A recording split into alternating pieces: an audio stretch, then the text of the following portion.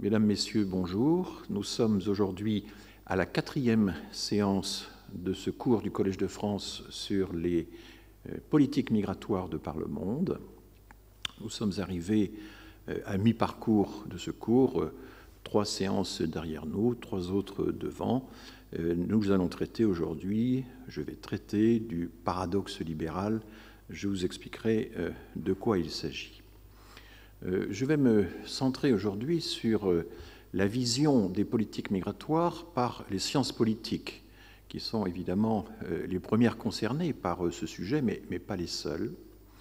Et pour me faire ce panorama des théories en sciences politiques sur les politiques migratoires, je m'appuierai sur un chapitre extrêmement intéressant, très fouillé, très précis, que l'on doit à James Holyfield, qui est donc professeur de sciences politiques, et à Tom Wong, qui est également un professeur de sciences politiques. Les politiques de la migration internationale, comment ramener l'État sur le devant de la scène. How can we bring the state back in? C'est publié dans un ouvrage collectif dirigé par Caroline Brettel et James Holyfield, publié en 2015, Migration Theory, théorie de la migration, Talking Across Disciplines, un dialogue interdisciplinaire. C'est un ouvrage qui en est à sa 3e édition, une 4e d'ailleurs est en cours, c'est un des grands classiques, utilisé par beaucoup d'étudiants aux États-Unis, notamment en sciences politiques, mais pas uniquement. Et je vais donc reprendre avec un certain recul, évidemment, comme toujours, des théories qui ont été exposées et passées en revue critique par Holyfield et Wong. D'abord, nos 2 auteurs commencent par rappeler que la science politique, pendant longtemps, et c'est également vrai en France, pas seulement aux États-Unis, s'est désintéressée de la question migratoire. Et elle s'est désintéressée de la question migratoire, notamment des années 20 aux années 70. Il y a une raison objective à cela. D'abord, c'est qu'en réalité, pendant toute cette période, et notamment de 1923 à 1965, les États-Unis avaient appliqué des quotas d'immigration par nationalité d'origine entre ce qu'on appelle la 3e et la 4e vague d'immigration. La 3e vague d'immigration, c'est ce qui avait suivi la guerre de 14-18. La guerre, évidemment, avait interrompu pendant un certain temps l'immigration. Elles avaient repris de plus belle après la guerre. Et puis, la 4e vague, eh bien, c'est la vague qui va faire suite à la proclamation des droits civiques, à la loi sur les droits civiques de 1965. Donc, dans cet intervalle, on n'a plus que 4 ou 5% de population américaine née à l'étranger, c'est très bas. Et ça montre d'ailleurs au passage que les quotas d'immigration drastiques, évidemment, peuvent être efficaces.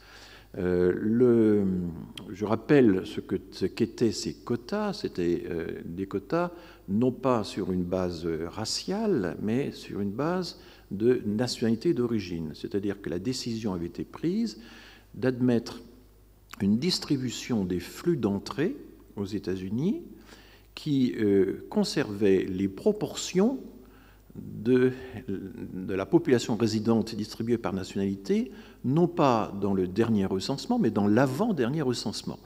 Les recensements aux États-Unis ont lieu tous les 10 ans, donc ça consistait à ramener les proportions de migrants par nationalité à ce qu'elles étaient une quinzaine d'années auparavant. Et en fait, ce système très astucieux consistait à vouloir éliminer les nouvelles vagues d'immigration qui s'étaient manifestées aux États-Unis depuis le début du XXe siècle, qui étaient des vagues d'immigration de l'Europe du Sud. Les Italiens étaient particulièrement visés, mais aussi de l'Europe centrale, et notamment les populations juives qui fuyaient les pogroms de l'Empire russe avaient commencé à affluer aux États-Unis. Donc c'est contre ces populations qu'on disait orientales et méditerranéennes que les quotas ont été dressés pour favoriser, évidemment, par contraste, eh bien, la migration anglo-saxonne et teutonne, comme on disait à l'époque, aux germanophones. Voilà quels étaient les objectifs des quotas. Alors pendant tout ce temps-là, donc, les taux d'immigration sont historiquement très faibles et la science politique s'en désintéresse, Après-guerre, elle ne s'y intéresse pas non plus, parce que le grand sujet de la science politique dans l'après-guerre, c'est la guerre froide. Ce sont les relations internationales entre les deux blocs. C'est ce qui accaparait l'attention, l'affrontement des blocs.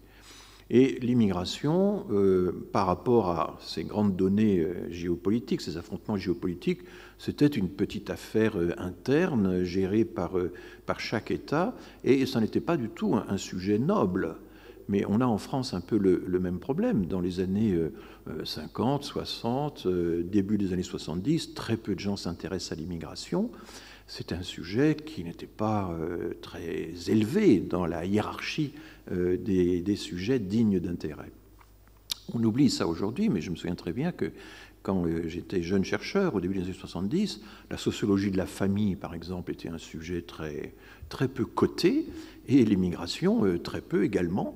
Et d'ailleurs, les plus grands sociologues français de l'époque, vous prenez Bourdieu, Touraine, Boudon, etc., ne se sont pas spécialement intéressés à la migration. Ils avaient dans leur équipe des gens qui travaillaient sur ce thème, mais eux-mêmes ne l'ont guère approché. Ça, c'est évidemment dû à un contexte très général qui contribue à orienter nos thèmes d'intérêt, y compris chez les scientifiques, et pas seulement dans le débat public. Alors, il y avait bien sûr une exception.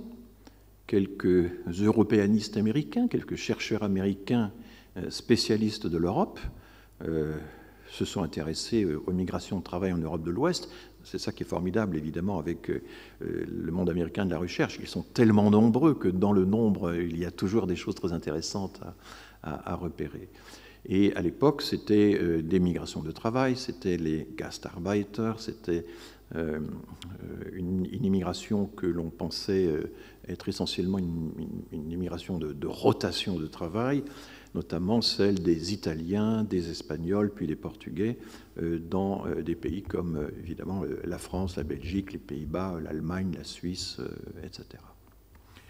Et un livre, un des plus intéressants, c'est Gary Freeman, qui est un des principaux chercheurs sur l'immigration, je reparlerai encore de lui, qui est essentiellement un spécialiste de sciences politiques, mais qui insiste sur le rôle des intérêts économiques dans la genèse des courants migratoires, le rôle des milieux économiques, des lobbies économiques, exerçant des pressions sur les gouvernements pour bien attirer les migrants dont ils ont besoin pour leurs entreprises. Et Gary Freeman a procédé à une analyse comparée des expériences françaises et britanniques. La partie française est particulièrement intéressante, et déjà à une époque où en France c'était absolument pas quelque chose qui se pratiquait, il s'intéresse à la question des origines, à la question ethno-raciale ou raciale, à la sélection des migrants en fonction des origines, qui était déjà un problème évidemment auquel le gouvernement français s'attelait. Donc, mais enfin, le livre de Gary Freeman, 1979, contemporain exact d'ailleurs du fameux livre de Michael Pioré sur les oiseaux de passage, reflète, mais dans une perspective d'économie libérale, l'intérêt des chercheurs américains pour le rôle des lobbies économiques dans la genèse des migrations.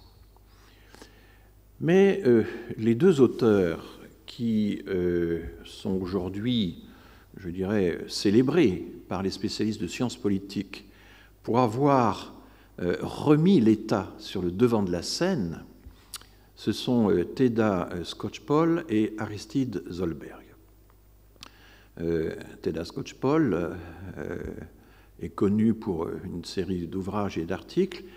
On lui doit notamment la co-direction d'un ouvrage qui a beaucoup d'influence, Bringing the State Back In, donc ramener l'État dans le tableau, n'est-ce pas, remettre l'État sur le devant de la scène, dirait-on en français. Donc 1985, et ce livre sur l'importance de l'État dans les études migratoires, dans les phénomènes migratoires, est aujourd'hui considéré comme étant la référence initiale d'un courant de la recherche américaine en sciences politiques. Alors là, une fois de plus, je l'ai souvent observé, les Américains excellent dans l'art de poser des étiquettes sur tous les courants de recherche possibles, et ce courant qui a remis en selle le rôle de l'État et des administrations dans la migration est labellisé donc le néo-institutionnalisme historique. Skocpol navigue entre l'histoire, la sociologie, la science politique. Elle est difficilement classable. Elle est une référence pour un peu toutes ces disciplines. Et puis l'autre auteur, dont le livre majeur est plus tardif, mais qui a écrit toute une série, qui a beaucoup publié dans les années précédentes, c'est Aristide Zolberg, né en 1931, décédé en 2013, dont le livre majeur s'intitule « A Nation by Design », une nation voulue, délibérée, construite délibérément, voilà ce que ça veut dire, by design. Immigration Policy in the Fashioning of America, la politique migratoire dans la fabrique, on dirait, dans la mise en forme de l'Amérique. Harvard, 2006. On peut d'ailleurs, si vous êtes intéressé par cette œuvre, vous pouvez vous reporter à un résumé que Zolberg a publié en français lui-même de cet ouvrage dans la revue Critique internationale, qui est une revue de référence des politistes, en 2006, donc peu de temps après la publication de son livre. Et Nation by Design a été traduit par Une nation sur mesure, ce qui est un peu étrange comme traduction. Nation by Design, il y a vraiment l'idée qu'une politique a été construite pour façonner les États-Unis d'une certaine façon. Et dès les premières lignes d'ailleurs de cet article, Zolberg explique qu'il inclut dans la politique d'immigration l'ensemble des mesures qui façonnent la composition de la population. Les Américains ont toujours eu une attention extrêmement vive à la façon dont leur population est composée. Je ne vais pas revenir sur toutes les discussions autour du melting pot que j'ai abordé l'année dernière. Donc, Skocpol et Zolberg, deux références, les deux auteurs qui ont remis en selle l'État comme personnage, comme protagoniste essentiel des politiques migratoires, alors qu'ils avaient été oubliés dans les périodes antérieures. Un autre courant qui a d'autres origines a également secoué la science politique des migrations, et là, ce sont davantage des essayistes ou des gens qui écrivent des best-sellers, qui sont parfois universitaires, parfois sont de purs essayistes, et qui souvent débordent de leur spécialité. Et je m'attarderai, Samuel Huntington, c'est le choc des civilisations, on connaît, mais je m'attarderai sur le cas de Myron Weiner, je ne sais pas comment les Américains prononcent ce nom typiquement germanique, qui a été très très longtemps professeur de sciences politiques au MIT. Sa spécialité principale, c'était le travail des enfants dans les pays du tiers-monde. Et il a écrit un livre de référence, The Child and the State in India, L'enfant et l'État en Inde, 1991, qui décrit de façon extrêmement intéressante les immenses difficultés que doit affronter l'État indien pour essayer d'abolir le travail des enfants, qui en réalité répond à toute une série d'intérêts. Weiner se situe dans un courant de realpolitik, de politique très réaliste, qu'on dirait volontiers cynique d'une certaine manière. Je reviendrai sur cet aspect-là. Et de là, quand on s'intéresse à l'Inde, on s'intéresse évidemment aussi aux conflits ethniques, à ce pays extraordinairement divers et conflictuel, à la question des réfugiés, aux droits de l'homme. Voilà un peu toutes les spécialités qu'avait Myron Weiner. Et en 1995, il rédige un livre, The Global Migration Crisis, la crise mondiale des migrations, où il part de la situation des pays du tiers-monde, comme on disait encore à l'époque, le Global South, le sud global, le sud mondial, comme on dit plutôt maintenant, et il explique que l'afflux massif d'immigrés et de réfugiés peut mettre en péril un certain nombre de pays où l'État est particulièrement fragile, comme c'est évidemment souvent le cas dans la péninsule indienne ou au Moyen-Orient. Mais à partir de cette analyse qui a l'air assez raisonnable, il étend son étude à l'ensemble du monde et finalement applique également aux pays européens des considérations tout à fait analogues. Et on retrouve là, formulée de façon assez systématique, l'idée que eh bien, la migration, c'est d'abord un problème de sécurité. C'est un problème qui relève du ministère de l'Intérieur et de la défense des frontières. C'est un problème de souveraineté. Il est essentiel de contrôler les frontières. Il utilise aussi l'argument de la vox populi. Les populations sont inquiètes. Elles doutent de nos capacités d'accueil. Donc l'idée qu'il y a des capacités d'accueil, qu'elles sont en quantité finie, qu'on peut les mesurer, qu'elles sont saturées, etc., c'est la thèse du seuil de tolérance, c'est la thèse du gâteau de taille fixe qu'on ne peut pas partager avec les étrangers. C'est cette idée que, contrairement à une vision dynamique de l'économie pour qui de nouveaux entrants contribuent à la croissance de l'économie, là, il y a un gâteau de taille fixe, et si on essaie de le partager avec des étrangers, eh bien, ça sera autant de ressources en moins pour les natifs. Alors, toutes ces idées sont là dans ce livre de Myron Weiner, et la couverture de ce livre représente un petit bateau qui doit faire une navette locale complètement surchargé sur tous les ponts de migrants. Une des premières apparitions de ces photographies que l'on verra à satiété jusque de nos jours, chaque fois que des journalistes ou des éditeurs veulent illustrer la pression migratoire.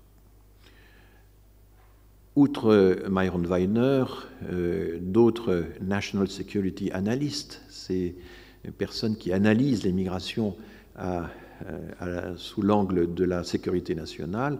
Donc, on peut citer Samuel Huntington et Christopher Rudolph.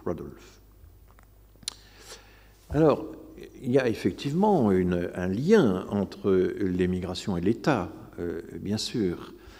Ce lien est un lien qui est d'abord historique, puisqu'au fond, c'est la formation des États-nations.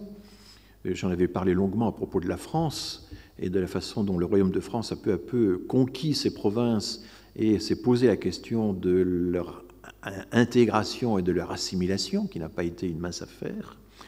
Eh bien, la formation des États-nations, c'est une série d'épreuves. Il y a des provinces que l'on conquiert ou que l'on perd. Il y a des colonisations et des décolonisations. Il y a aussi des États qui, en se formant, pratiquent des échanges de population à grande échelle. Il suffit de penser à la formation de l'Inde et ensuite à la formation du Pakistan, qui ont suscité des échanges de population absolument gigantesques, plusieurs millions de personnes. Il faut voir, après la chute de l'Empire ottoman, la constitution de la Turquie moderne et des échanges de population entre les Turcs et les Grecs, etc. Donc la formation des nations est aussi liée à des migrations identitaires, d'une certaine manière. Et des États se sont formés qui étaient extrêmement hétéroclites au départ. Pensez par exemple à la Grèce. Aujourd'hui, il semble absolument évident que la Grèce est peuplée par des Grecs et qu'il y aurait une sorte de continuité transhistorique depuis des millénaires entre la Grèce antique et la Grèce de nos jours. Mais en fait, pas du tout. Au début du XIXe siècle, avant la guerre d'indépendance, les Grecs étaient minoritaires en Grèce. Il y avait des Roumains, des Valaques, des Bulgares, toutes sortes de populations, des minorités. Et il y a eu, en fait, dans la conquête de l'indépendance grecque, avec le soutien des opinions publiques occidentales, une réhellénisation du pays qui s'est traduite également par des mouvements de population ou par des expulsions de minorités. Pensez à une ville comme Thessalonique, qui était une ville partagée entre trois minorités. Il y avait une minorité juive absolument considérable à Thessalonique. Il n'en reste plus rien à la suite des persécutions. Là aussi, bien entendu, les persécutions, les exils, etc., illustrent aussi de manière tragique le lien qu'il y a entre la formation des États ou la reformation des États et les migrations. Dans le cas d'un pays comme la France, je n'ai pas besoin de rappeler donc les études que l'on doit à Gérard Noiriel, d'une part, qui s'est beaucoup intéressé à la façon dont l'immigration, finalement, est un révélateur de la formation de l'État et aussi de la formation de la façon dont les classes populaires sont reconnues ou pas par les institutions nationales, et puis Patrick Weil, dont j'ai longuement commenté les travaux, notamment sur la formation du droit de la nationalité. Il est évident qu'à partir du milieu du XIXe siècle, commence à se cristalliser la notion d'étranger. Auparavant, il n'y avait pas de grande différence entre le travailleur étranger et le travailleur français. Et peu à peu, comme je l'ai dit dans la dernière séance, cette dissociation va se faire et du coup va naître le problème de l'immigration. Il y a un article tout à fait fondateur de Gérard Noiriel sur comment est né le problème de l'immigration. Eh bien, il est né de la formation de l'État. Alors, se mettent en place des droits de la nationalité, et une hypothèse tout à fait convaincante de Patrick Weil, c'est que finalement, les pays d'immigration ont plutôt favorisé le droit du sol, comme la France. Elle a intérêt à finalement franciser les personnes qui résident durablement chez elle, alors que les grands pays d'émigration, ceux qui ont contribué à peupler le Nouveau Monde, à envoyer leurs pauvres vers les États-Unis, le Canada, l'Argentine, etc., ont essayé de garder encore un lien consubstantiel avec ces populations exilées, et du coup ont plutôt valorisé le droit du sang pour garder ce lien. Donc, quelle que soit en tout cas la solution retenue, il y a une interaction assez forte entre l'orientation des courants migratoires et l'orientation du droit de la nationalité. Alors, l'État, on connaît, ou on croit connaître, la fameuse définition de Max Weber. On le cite toujours mal, et là, je suis désolé, mais je me répète, c'est un dada auquel je tiens beaucoup. Je l'ai peut-être déjà dit dans un ou deux cours, mais Max Weber, le grand sociologue allemand dont l'œuvre a été écrite essentiellement avant et pendant la Première Guerre mondiale, Max Weber n'a jamais dit que l'État détient le monopole de la violence légitime. Il a écrit plus précisément « l'État revendique le monopole de la violence légitime ». L'État prétend, l'État a une prétention, Anspruch, en anglais on utilise le mot claims, l'État revendique le monopole de l'exercice de la violence légitime. Et vous savez qu'en ce moment, l'actualité ces derniers jours montre à quel point l'exercice du monopole de la violence légitime et reste problématique et doit être sans cesse surveillé par les citoyens. Max Weber a également écrit que l'Église, et il pensait à l'Église catholique romaine avec ses prétentions d'universalité, revendique avec un certain succès le monopole de l'administration des biens de salut. Cette revendication n'est pas donc une affirmation consubstantielle, immédiate, d'une propriété qu'aurait l'État d'entrée de jeu. Non, il y a une tension entre la prétention de l'État à mettre toutes les chances de son côté et la société civile, n'est-ce pas, le droit de la société civile à exercer finalement, à accorder son consentement à des degrés divers à ce monopole. En tout cas, l'État étant l'institution des institutions, l'institution qui a le plus de chances de mettre toutes les chances de son côté, si j'ose dire, et d'obtenir l'obéissance, la domination, eh bien, l'État est détenteur, s'affirme détenteur, revendique la possibilité d'établir une démarcation très stricte entre le national et l'étranger. Et je rappelle la décision du Conseil constitutionnel de juillet 1993. Les socialistes, les députés socialistes avaient saisi le Conseil constitutionnel parce qu'ils pensaient que les dispositifs permettant à la police de demander à tout moment aux immigrés de présenter leurs papiers et donc de contrôler le statut migratoire des personnes était une atteinte aux libertés individuelles. Et là, le Conseil d'État a répondu non. L'étranger a certes des droits, il y a certes la Convention européenne des droits de l'homme, il y a certes les préambules de la Constitution, il y a la Constitution de 1958, il y a la Convention internationale des droits de l'enfant, etc., etc. Donc le Conseil constitutionnel, énumère toutes ces libertés, tous ces droits de l'homme, mais dit il n'en reste pas moins vrai que l'étranger sera toujours un étranger, il y aura toujours une différence entre le national et l'étranger. Et je rappelle que l'an dernier, j'avais cité ce texte tout à fait intéressant de René Cassin dans un cours à l'Académie internationale de droit de La Haye, qui dit la Déclaration universelle des droits de l'homme n'abolit pas la différence entre le national et l'étranger. C'est un levier qui permet de réduire cette différence, qui permet de l'alléger, mais qui ne permettra jamais de l'abolir, parce que, contrairement à ce qu'on a souvent dit du travail de René Cassin n'était pas, la Déclaration des droits de l'homme n'est pas anti-étatique, elle ne s'oppose pas radicalement à la légitime existence des États, simplement elle essaie de réduire les différences entre les États, et les États souverains gardent leur souveraineté sous le contrôle vigilant des droits de l'homme. L'État revendique également sa capacité à définir légitimement les devoirs des résidents. Et je cite la taxation, la conscription militaire, et aussi toutes les mesures paternalistes de protection, paternalistes au sens technique du terme, c'est-à-dire que le port de la ceinture de sécurité, c'est l'État qui décide si c'est obligatoire ou pas. Faut-il répondre au recensement? C'est l'État qui décide que c'est obligatoire ou pas. En l'occurrence, c'est obligatoire. L'assurance obligatoire, c'est décrété par l'État. Et puis nous sommes actuellement dans un système où toutes les mesures de protection contre la pandémie de Covid illustrent parfaitement cette prétention qu'a l'État de vouloir définir, et lui seul, en consultant le moins possible, il faut bien le dire, les mesures qui sont censées nous protéger.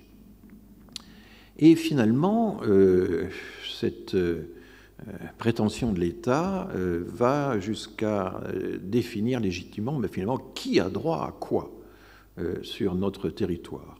Qui a droit à la solidarité nationale, à la protection sociale? Qui a droit à l'éducation nationale? Qui a droit à la justice? Comment les identités individuelles sont-elles déterminées? L'état civil, etc. Tout ceci, ce sont évidemment des prérogatives considérables dont l'État revendique l'exercice.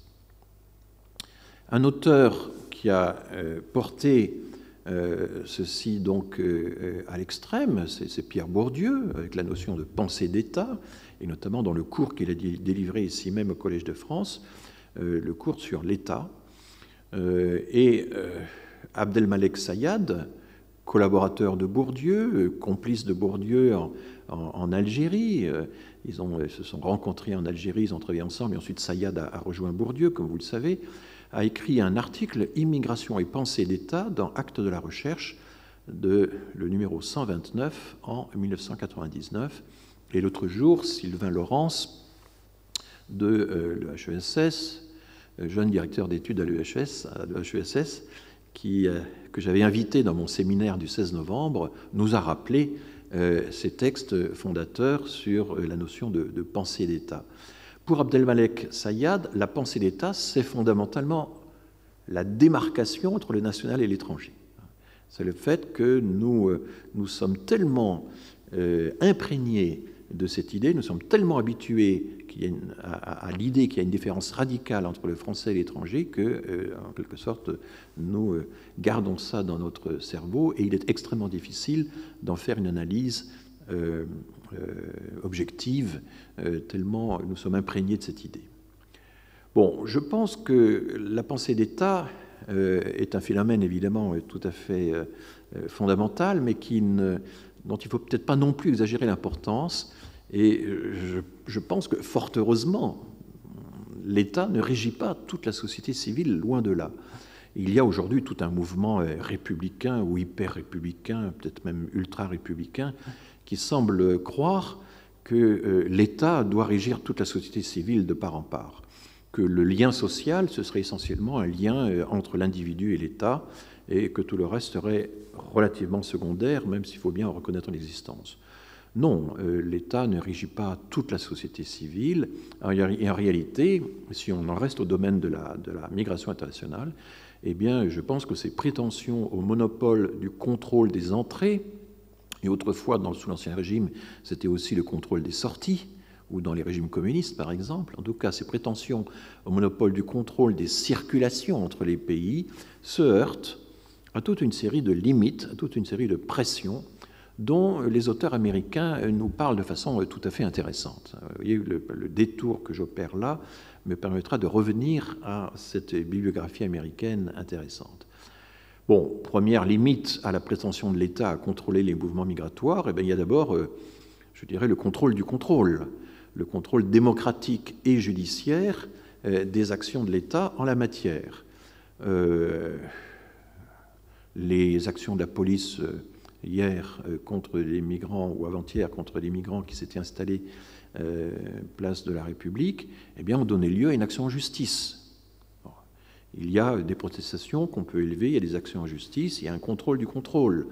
Il y a des juges des libertés et de la détention qui sont chargés, dans le système français, d'appliquer l'équivalent de l'habeas corpus dans les traditions juridiques anglo-saxonnes, c'est-à-dire fondamentalement le fait qu'on ne peut emprisonner personne sans que la justice en ait d'abord décidé, sans que la décision ait d'abord été soumise à la justice. Et cette interférence de l'habeas corpus joue un rôle essentiel dans le contrôle des mouvements migratoires, dans le fait qu'on ne peut pas expulser à la frontière ou placer en rétention n'importe qui, n'importe quand, sans que la justice ait eu son mot à dire, en théorie du moins.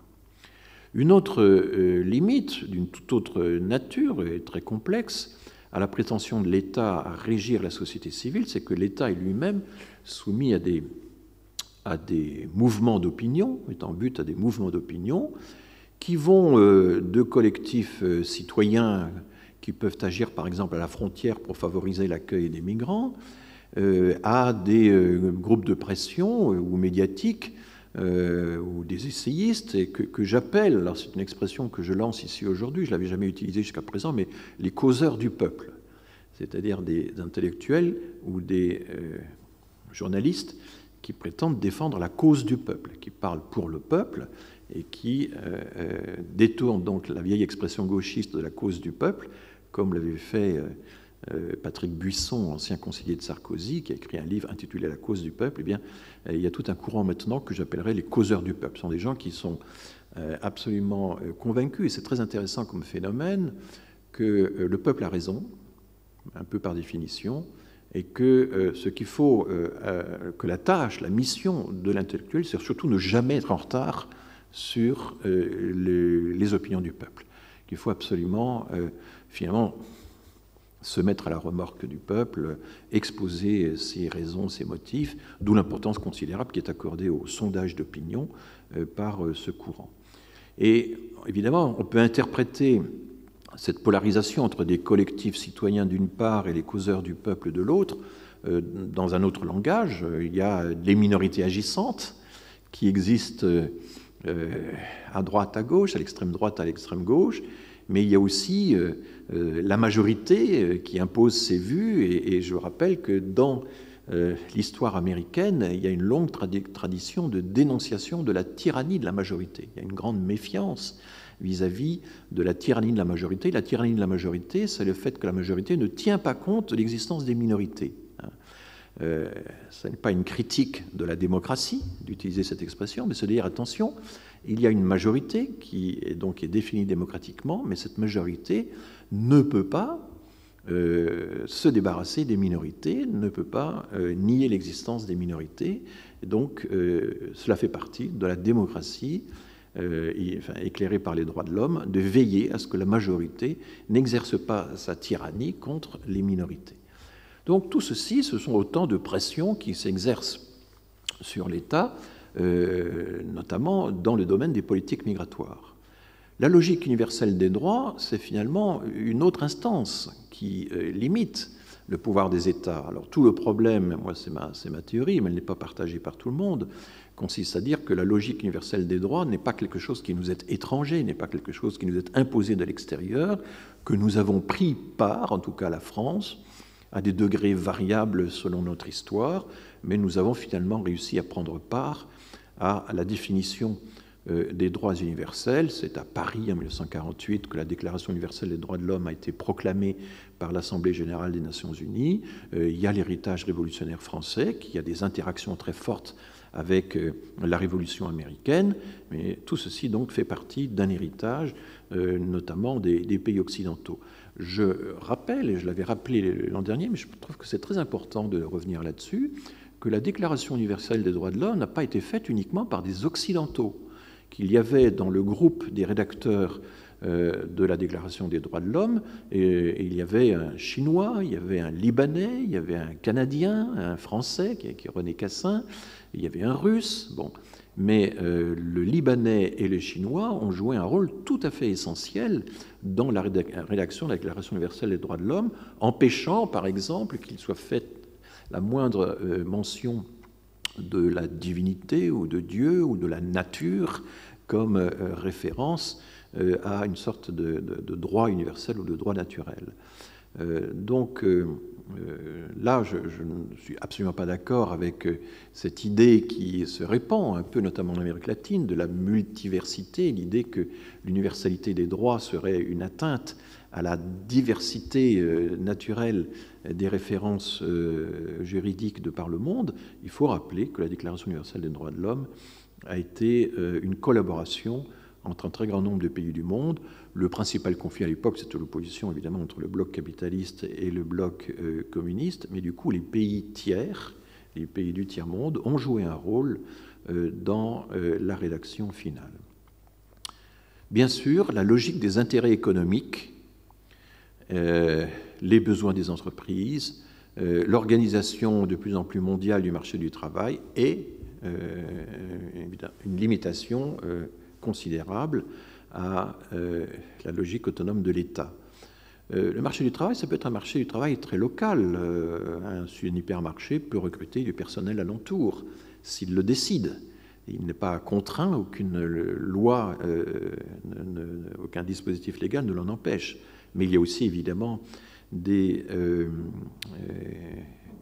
aux deux extrêmes de l'échelle, soit dans les parties non qualifiées du travail, soit dans les parties les plus qualifiées, un marché international de la main-d'œuvre, un marché international des connaissances qui déborde largement les prérogatives de l'État. Il y a une autre donnée essentielle dont on a très très bien vu l'importance, c'est bien sûr la diversité des territoires, les paramètres géographiques. Un pays qui est une île périphérique, comme l'Angleterre, eh bien, est à l'abri peut profiter de cette situation pour développer sa propre politique migratoire sans tenir compte de la répartition des tâches entre les pays. D'autres, au contraire, sont en première ligne, sont exposés aux flux migratoires. Les paramètres géographiques du contrôle sont évidemment considérables. Et de grands pays, la France en fait partie, qui ont non seulement un territoire étendu, mais ce que j'appelle les replis de territoire, sont capables aussi d'accueillir finalement des populations étrangères plus facilement que des pays de petite taille où la géographie est beaucoup plus simple. Bon, ce sont des évidences, mais je crois qu'il est toujours bon de les rappeler. Et puis je terminerai cette liste des facteurs qui limitent le pouvoir de la pensée d'État, qui font que la pensée d'État est très loin d'avoir toute la prégnance qu'on imagine, y compris nos cerveaux. C'est d'abord l'autonomie relative des migrantes et des migrants, leur pouvoir d'agir, leur résistance aux vexations, aux persécutions, leur stratégie, leurs petits stratagèmes aussi. Il y a toute une course avec la législation, n'est-ce pas, de chaque pays d'accueil. Et je vous citerai un très bel exemple d'étude de recherche qui illustre cette autonomie relative des migrantes et des migrants. C'est le livre de Camille Schmoll, SCHMO2L, qui vient de paraître et qui s'intitule « Les damnés de la mer », les damnés au féminin pluriel, et qui donc relate toute une série de recherches de terrain très approfondies. C'est une géographe de terrain sur tous les mouvements migratoires, les traversées de la Méditerranée, et notamment de la Méditerranée orientale, que ce soit en Sicile, à Malte, dans la partie orientale de la Méditerranée. C'est un livre qui donne la parole aux migrantes, en l'occurrence, et qui montre à quel point, au milieu des pires difficultés, il y a encore des stratégies, une résilience, comme on dit aujourd'hui, qui finalement met au défi certaines politiques définies dans des bureaux assez loin du terrain. Voilà un peu une liste, un peu en vrac, de tous les facteurs qui limitent l'emprise de la pensée d'État. J'en reviens aux analyses de Holyfield et Wong dans ce livre de 2015,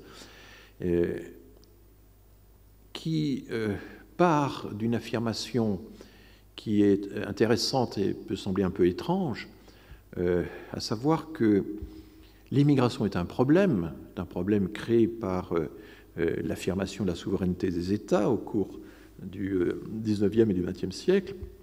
Mais en fait, le problème de l'immigration, disent-ils, se pose très peu dans les régimes autoritaires.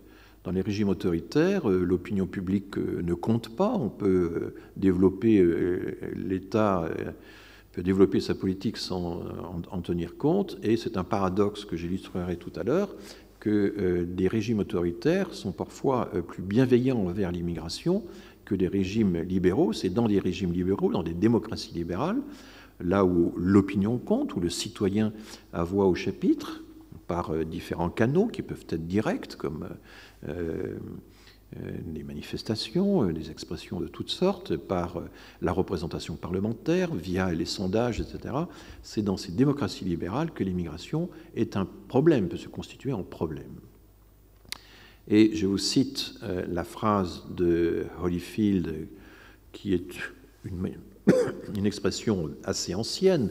Dès 1992, il l'avait déjà formulée un peu d'une autre manière.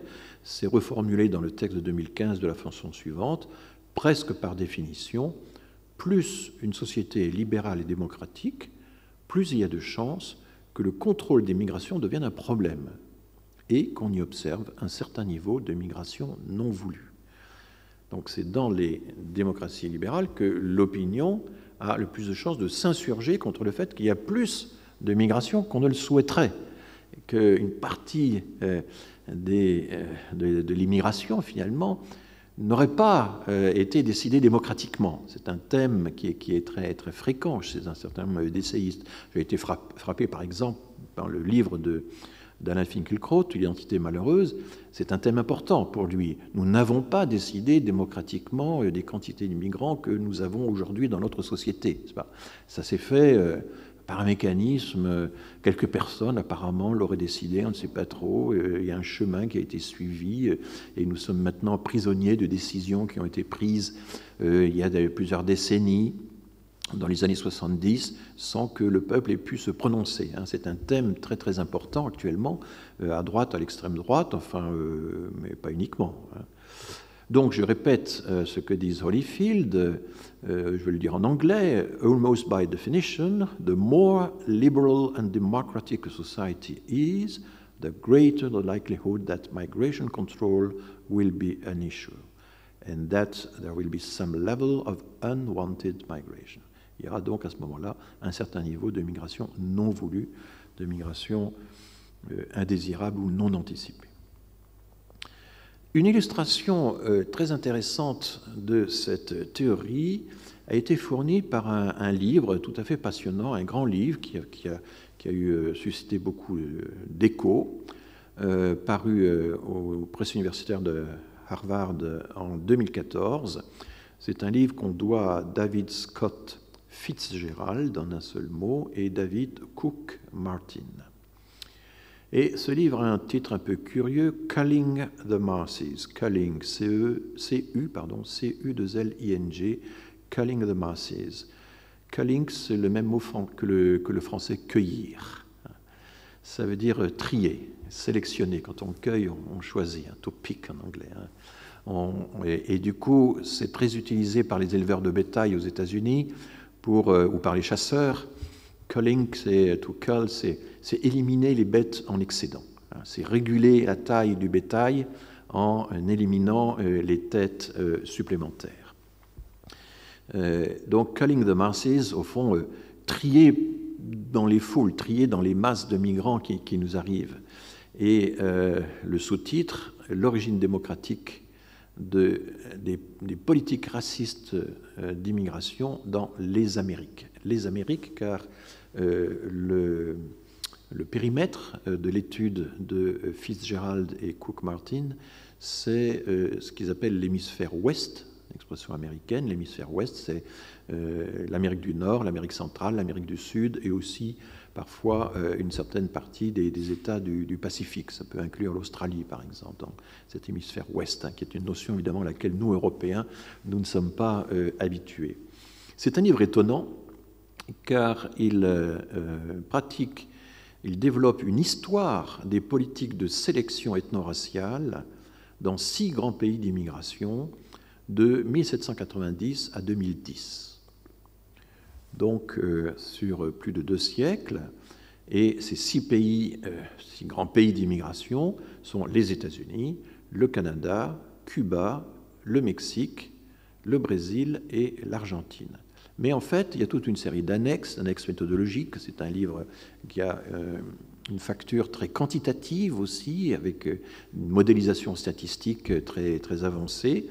Et des annexes étendent l'analyse à 16 autres pays. Donc il y a au total 22 pays qui sont analysés dans cet ouvrage, 22 pays, tous de l'hémisphère ouest, donc tous les petits pays de l'Amérique centrale y passent, les pays andins, le Chili, etc. Et le résultat est assez paradoxal, c'est que les grandes démocraties libérales, les États-Unis, le Canada, le Mexique à certains moments, eh bien, sont les premières nations à imposer des lois de sélection raciale et les dernières à les abolir. Cuba a aboli sa législation raciale bien avant les États-Unis, par exemple. Et donc c'est un paradoxe, parce qu'on pourrait croire, alors là les auteurs insistent sur ce paradoxe de façon exagérée, parce qu'on n'était peut-être pas si naïf que ça. Il y a toujours une facilité rhétorique à considérer à faire en sorte que à faire de l'adversaire plus bête qu'il n'est. Donc, enfin, par rapport à la théorie assez simple, selon laquelle la démocratie, les régimes démocratiques sont par essence libéraux et donc respectueux des droits de l'homme, ça ferait en quelque sorte partie de leur nature. Ce qu'on constate, en tout cas à l'échelle des très nombreux pays d'Amérique du Nord, d'Amérique centrale, d'Amérique du Sud, c'est qu'il n'en est rien et que les grandes démocraties libérales ont pratiqué beaucoup plus la sélection ethno-raciale, évidemment l'exemple central c'est l'exemple des États-Unis, que les petites dictatures latino-américaines ou que les républiques bananières, comme on a parfois l'habitude de les désigner. Donc la démocratie n'est pas immunisée contre des politiques racistes de sélection des migrants. Et Fitzgerald et Cook-Martin se posent alors la question, mais quels sont les facteurs qui expliquent qu'un pays se lance dans une politique de sélection ethno-raciale ou au contraire l'abandonne? Là, il y a toute une analyse, là aussi fondée sur une modélisation quantitative, l'existence des différents groupes de pression, la taille des États, leur économie, etc. Enfin, c'est une analyse assez complexe, je ne vais pas entrer dans le détail, mais l'idée qui est très présente dans la science politique américaine, c'est que si finalement les États-Unis ou le Canada ont fini par adhérer à l'idéologie des droits de l'homme, ce n'est pas parce qu'ils y adhéraient fondamentalement, ce n'est pas par amour des droits de l'homme, c'est parce qu'ils avaient absolument intérêt sur la scène géopolitique mondiale à améliorer leur image. en quelque sorte. Alors, c'est une thèse un peu curieuse, si vous voulez. Hein. C'est une thèse qui consiste à dire que l'adhésion aux droits de l'homme est une adhésion intéressée, que l'intérêt gouverne le monde, y compris dans l'adhésion à des valeurs universelles. Donc, analyse quelque peu cynique de l'adhésion aux droits de l'homme, et qui me semble assez typique d'une certaine forme de science politique aux États-Unis, où on ne peut pas concevoir que les valeurs aient en quelque sorte une valeur en soi, des valeurs universelles, et si on y adhère, c'est forcément par intérêt. Et là, en l'occurrence, l'intérêt semble un peu léger quand même, parce que les États-Unis soient sensibles à défendre leur image sur la scène internationale est-il un levier si puissant pour expliquer que c'est tout de même à New York est installé le siège des Nations Unies, que c'est tout de même Eleanor Roosevelt qui avait présidé la commission de rédaction de la Déclaration universelle des droits de l'homme, en liaison étroite avec René Cassin et les collaborateurs chinois, canadiens, libanais, etc., que j'ai évoqués tout à l'heure. Je pense que là, il y a une limite de l'ouvrage, et il y a également aussi une limite qui a été relevée par plusieurs comptes rendus. C'est un livre qui a donné lieu à beaucoup de comptes rendus, sur le fait que la notion même de racisme n'est pas très clairement définie dans l'ouvrage et réunit toute une série de pratiques qui peuvent être assez différentes. Bon, voilà en tout cas un livre qui a fait date et qui, au sein de la science politique, est considéré comme un tournant dans l'analyse des politiques migratoires. On en arrive ainsi à une énigme qui, là encore, il faut saluer l'extraordinaire habileté des Américains à mettre des étiquettes sur chaque problème, et pas seulement sur des courants, ce qu'on appelle le policy gap. Alors, difficile à traduire en français, le fossé des politiques, l'écart qui sépare les objectifs et les réalisations en matière de politique, l'écart entre objectifs et résultats. La thèse du policy gap a été appliquée donc à la question migratoire dès les années 80, et là encore c'est Jim Holyfield en 1986, j'écris PASSIM, ce qui veut dire qu'on peut retrouver ça encore dans bien d'autres références, et j'en passe. Mais dès 86, Holyfield, au fond, développe la thèse suivante. L'immigration au milieu des années 80, tout le monde réalise, en Europe mais aussi aux États-Unis, eh bien, qu'elle est considérable, qu'elle ne va pas s'arrêter, que cette migration de travail est en train de devenir une migration de peuplement, que la première génération est suivie d'une seconde génération qui s'installe dans la durée, et qu'il va falloir reconnaître que nous ne sommes pas seulement une nation qui a besoin d'immigration de travail dans des moments de reconstruction ou de relance ou d'après-guerre, mais qu'en réalité, l'immigration fait partie désormais du paysage social ordinaire de toutes les grandes nations européennes et pas seulement aux États-Unis. Donc, c'est au milieu des années 80, c'est aussi à cette époque-là que le Front National fait ses premières percées électorales, ce n'est pas par hasard, cette découverte qu'on ne va pas pouvoir se débarrasser de l'immigration aussi simplement que ça, il va falloir faire avec.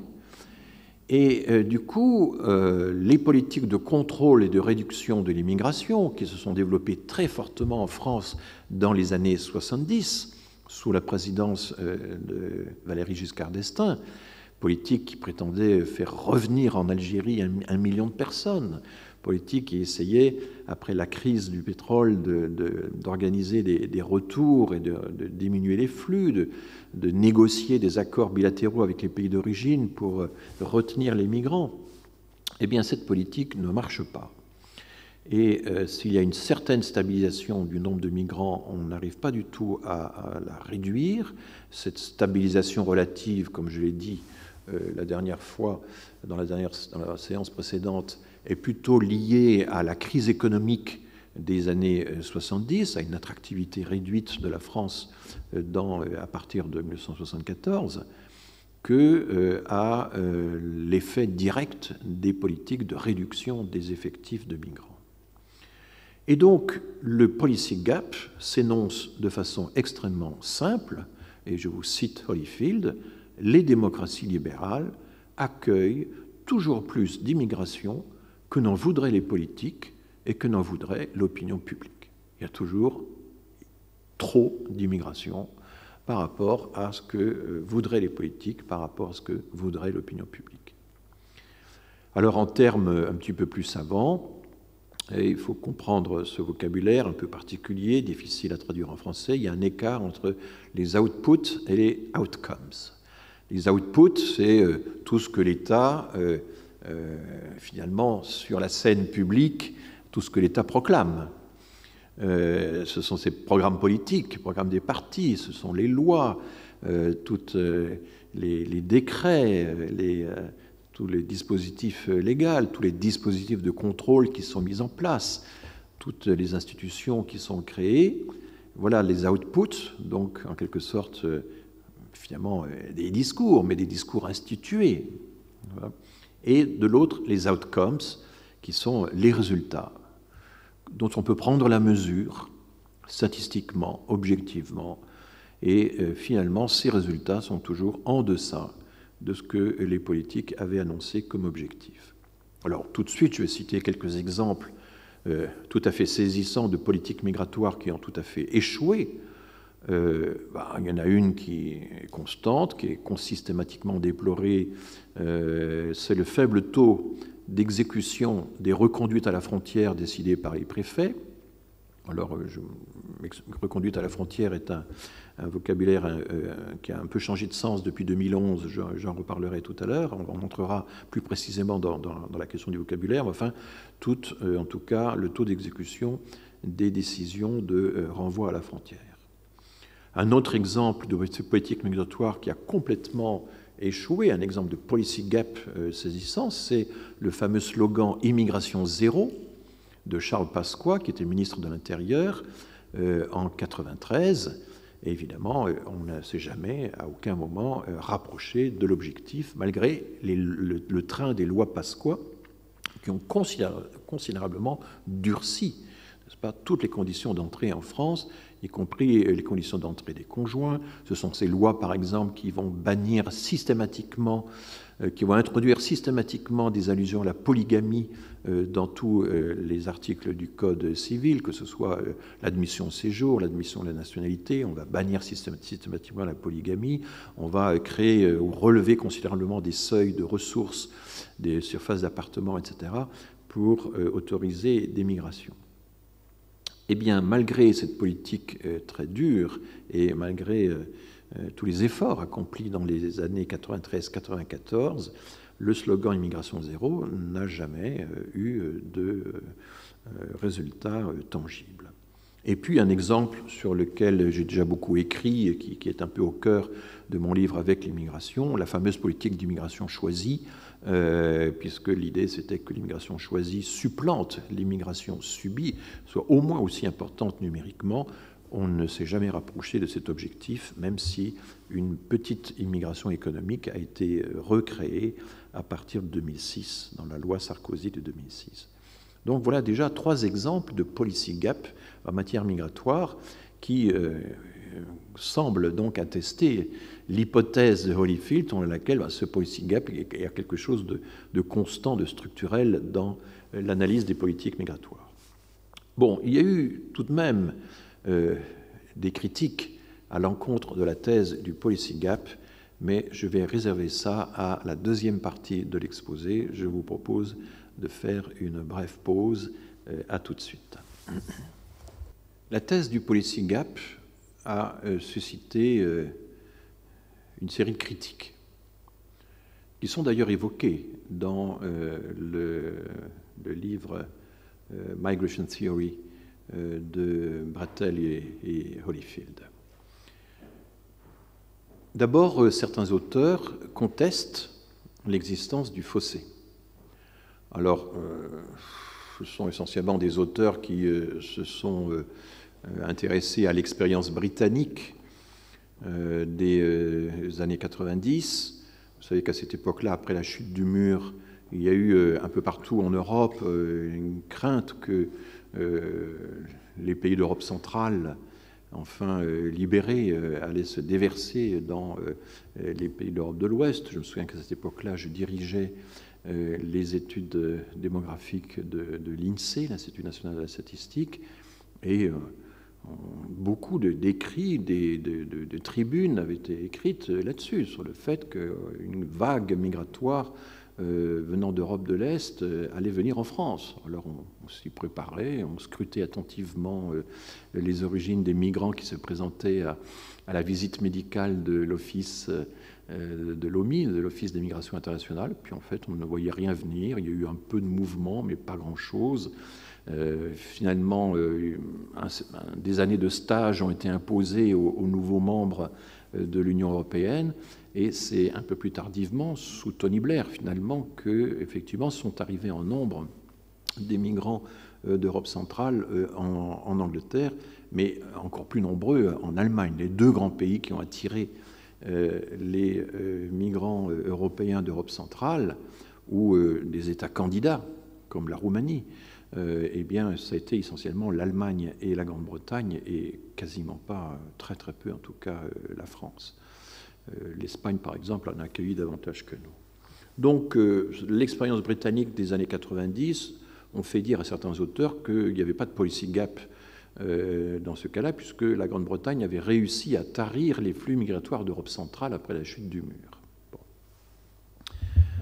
Pour d'autres auteurs, les pays occidentaux, en réalité, n'ont jamais vraiment perdu le contrôle. Et c'est la thèse d'Aristide Zolberg, que j'ai déjà évoquée, pour qui les États-Unis, finalement, auraient toujours, d'une manière ou d'une autre, pas toujours de façon légale, mais par l'organisation d'un certain nombre de mouvements populaires, comme les mouvements de vigilants aux frontières, auraient toujours, finalement, contrôlé assez largement la sélection des migrants, avant même les quotas. J'avoue que j'ai un peu de mal à adhérer à cette thèse qui me semble historiquement peu fondée. Même s'il est vrai que toute la législation anti-asiatique, anti-chinoise, n'est-ce pas, qui date de la fin du 19e aux États-Unis, a été vraiment une réaction du Congrès à des mouvements populaires, notamment dans les États proches de la frontière canadienne, d'où venaient les migrants chinois. Et il y a eu toute une lutte qui a été décrite entre les lobbies économiques qui réfléchissaient, qui convoitaient déjà le marché chinois. C'est très intéressant de voir qu'au XIXe siècle, les grandes entreprises américaines sont déjà intéressées au marché chinois. Et des lobbies comme le Ku Klux Klan, mais aussi des milices, des vigilantes, comme on appelle ça aux États-Unis, qui travaillaient à la frontière pour essayer d'empêcher le passage des migrants chinois. Donc oui, le Congrès a subi des pressions populaires pour sélectionner les migrants d'origine asiatique. C'est la fameuse thématique du péril jaune, qui est une thématique qui a surgi à la fin du XIXe siècle. Mais on pourrait très bien dire aussi que la stabilité de la migration familiale en France depuis 2005 irait à l'encontre de la thèse du policy gap. Quand on regarde la distribution des titres de séjour en France depuis 2005, les deux composantes de la migration familiale, les conjoints des Français, les conjoints étrangers des Français et les conjoints étrangers des étrangers, eh bien, ces deux subdivisions fondamentales des titres distribués pour raisons familiales, eh bien, sont extraordinairement stables. Et une thèse consiste à dire que cette stabilité n'est pas le fruit du hasard, qu'elle serait justement due à ces lois à répétition qui n'ont cessé de durcir les conditions d'entrée des conjoints, et que finalement, au fond, on aurait contenu la migration familiale. Évidemment, dans les discours politiques, on a des choses très différentes, parce que ce que disent un certain nombre de porte-parole des partis politiques, ce n'est pas qu'il faut contenir l'immigration familiale, c'est qu'il faut drastiquement la diminuer. C'est le cas du livre de Patrick Stefanini dont j'ai parlé la semaine dernière. C'est le cas du programme du Front National. C'était aussi le cas du programme de Nicolas Sarkozy quand il était ministre de l'Intérieur et président de la République. L'idée, c'était bien de réduire drastiquement, je me souviens que cet adjectif avait été utilisé par François Fillon, et réduire drastiquement quelque chose, ça veut dire quand même au moins le diviser par 2 ou par 3, ou alors les mots n'ont pas de sens. Mais il se gardait de fixer un objectif chiffré trop précis. Donc oui, par rapport à ces objectifs de réduction drastique de la migration familiale, il y a un policy gap, puisqu'en fait, c'est la stabilité qui a prévalu au cours de toutes ces années.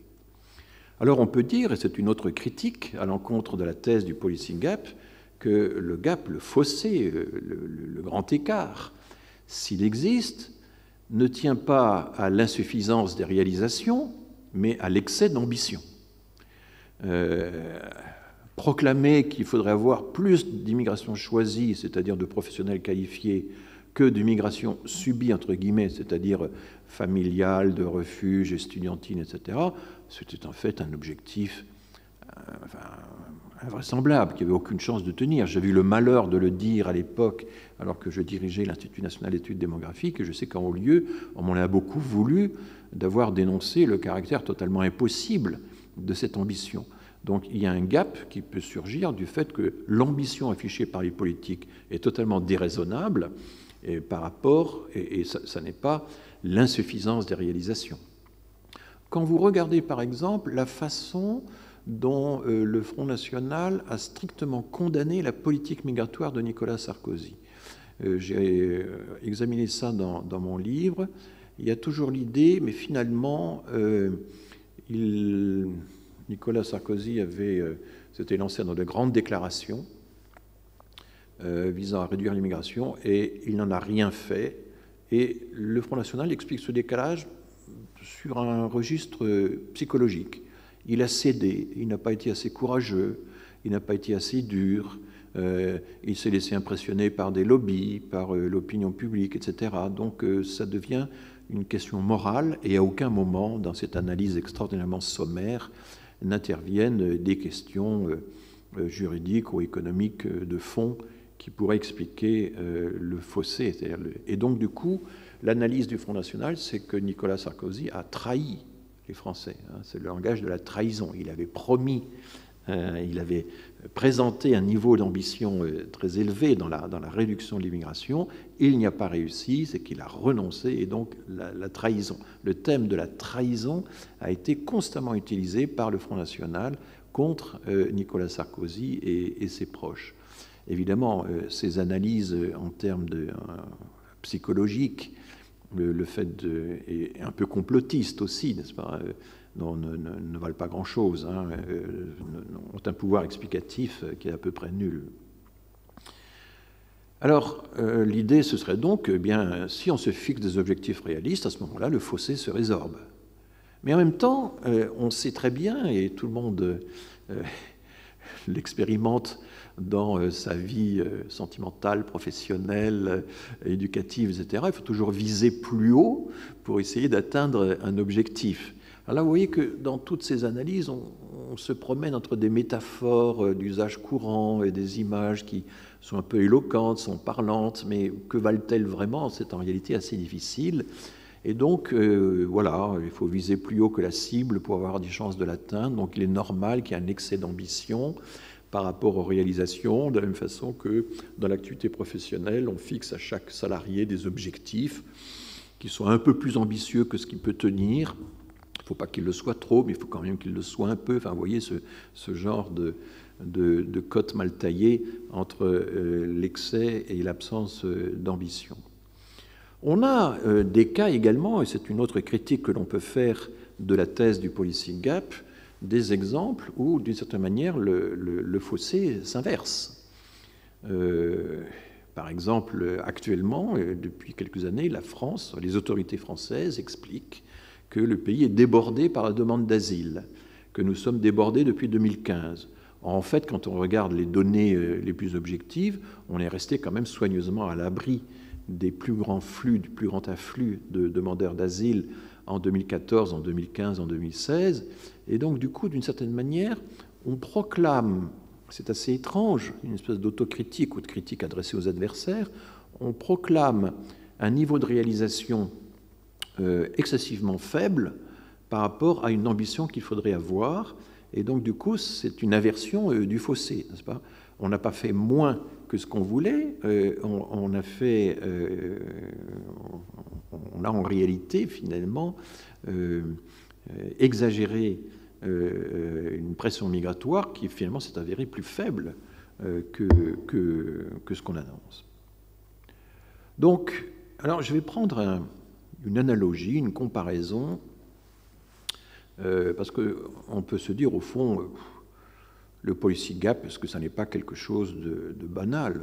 Toute politique rencontre des obstacles, un certain nombre un peu de mal à être mise en œuvre, et chaque Premier ministre, chaque ministre, quand il quitte son poste, eh bien, peut dresser certes la liste de ses réalisations, mais aussi toute la liste des choses qu'il aurait bien voulu faire et qu'il n'a pas réussi à faire. Pourquoi? Parce que l'administration a résisté, parce que le temps lui a manqué, parce que des événements inattendus l'ont détourné sur d'autres questions, etc., etc. Je vais prendre un exemple assez illustratif, qui est une comparaison entre les objectifs de baisse et fixés par des programmes officiels, et puis l'évolution réellement observée. Je présente donc à ceux qui peuvent regarder ça sur leur écran une image assez étonnante qui a été publiée dans le bulletin Population et Société numéro 423 de mai 2006. C'est un peu ancien, mais c'est un article de Jacques Véron intitulé « Stabiliser la population de l'Inde ». Plus facile à dire qu'à faire. Alors, à cette époque-là, j'étais directeur de la publication, et c'est moi qui vais trouver cette formule, plus facile à dire qu'à faire, qui avait un peu, Jacques Véron avait un peu résisté, mais finalement, c'est resté dans l'intitulé de l'article. Dès 1962, les autorités indiennes disent qu'il faut réduire le taux de natalité de l'Inde. Et donc, en 1962, ils disent que vers 1973-74, il faudra que le taux de natalité de l'Inde, au lieu d'être à 42 pour 1000, descende sous 25 pour 1000. C'est la première ligne qui apparaît sur ce graphique, une ligne d'objectif. Et puis, on refait le point 4 ans plus tard, et là, on s'aperçoit que le taux de natalité ne se rapproche, descend, mais pas du tout à la vitesse souhaitée, et qu'en 1966, il est encore aux alentours de 38 pour 1000, donc très très loin des 24 ou 25 qui avaient été affichés comme objectif. Et ainsi de suite. Et donc régulièrement, tous les 5 ans, les 3, 4, 5 ans, le gouvernement indien constate que le taux de natalité baisse, mais qu'il ne baisse pas aussi vite que prévu, et fixe des objectifs de baisse très très fortes, toujours aux alentours de 25 pour 1000, voire plus bas à certains moments, et finalement rien n'y fait, et d'année en année, il faut proclamer à nouveau cet objectif, et finalement, quand on en arrive à l'époque où l'article a été rédigé, au tout début des années 2000, on commence enfin à se rapprocher de l'objectif, mais il aura fallu finalement, entre 1960 et 2000, il aura fallu 40 ans pour atteindre l'objectif de réduction de natalité, alors qu'initialement, on pensait qu'en 12 ans, ce serait fait. Bon. Voilà la révision permanente des objectifs. Alors, je prends cet exemple, cette analogie, parce que c'est un objectif quantitatif, hein, qui, en principe, comme tout objectif quantitatif, permet une évaluation objective. On reviendra sur cette notion d'évaluation objective pour évaluer une politique, notamment concernant l'immigration. J'en reste à l'exemple indien, parce qu'en fait, le taux de natalité, c'est un objectif qui n'est pas si simple que ça. Le lien entre surfécondité et pauvreté n'est pas simple du tout. Il est très controversé. Il y a une immense littérature là-dessus. On pense qu'un certain niveau de surpopulation peut avoir des effets positifs sur le développement. C'était la thèse d'Esther Boserup. Mais il y a aussi, et c'est ce que le gouvernement indien avait négligé, il y a le fait qu'il y a une inertie des phénomènes démographiques. En anglais, on appelle ça le momentum, la force d'inertie. Bien oui, il y a dans la population un certain nombre de jeunes femmes en âge d'avoir des enfants. C'est le résultat des hautes fécondités de la génération passée, donc il y a 25 ans, mais ça c'est un résultat irréversible, elles sont là, et même si en moyenne chacune va réduire son taux de fécondité par rapport aux aînés, comme elles sont nombreuses et plus nombreuses qu'autrefois à avoir des enfants, le taux de natalité ne va pas baisser dans la même proportion que le taux de fécondité. Le taux de natalité, c'est l'ensemble des naissances, et c'est par rapport à toute la population, et ce n'est pas simplement le nombre de naissances rapportées aux femmes. Donc oui, il y a une inertie due au fait que les femmes qui ont été mises au monde il y a 25 ans, elles restent dans la pyramide des âges et elles vont continuer d'avoir des enfants. Et il y a tout le problème de la question de savoir si on peut agir sur le niveau de fécondité sans agir sur les causes. Problème qui se pose aussi pour l'immigration. Peut-on agir sur les niveaux d'immigration en contrôlant simplement les entrées à la frontière sans travailler sur les ressorts de la migration dans les pays d'origine? Et puis il y a la question de la méthode. Comment faire pour que les gens modifient leur comportement? Et dans le cas de l'Inde, on sait à quel point tout ceci a été discuté, puisque Indira Gandhi a dû démissionner à la suite des protestations massives contre sa politique coercitive de stérilisation. Elle est revenue ensuite au pouvoir, et là, elle a compris que la coercition n'était pas une méthode pour obtenir des résultats.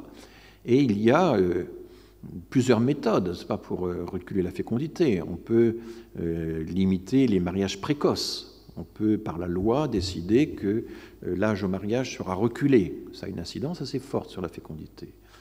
Et on peut promouvoir la stérilisation, et dans un certain nombre d'États de l'Inde, il y a eu des pratiques de stérilisation forcée.